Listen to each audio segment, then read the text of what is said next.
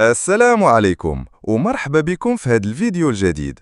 إلا كنت من الناس اللي كيعشقوا الكرة أو كيهتموا بالبنية التحتية والرياضة في المغرب، راك في المكان المناسب.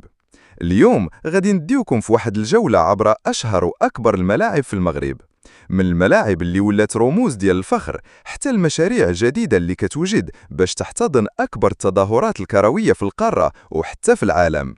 وقبل ما نبداو ما تنساوش تدعمونا بواحد لايك وتشتركوا في الخمات باش يوصلكم كل جديد على الرياضة والبنية التحتية في بلادنا.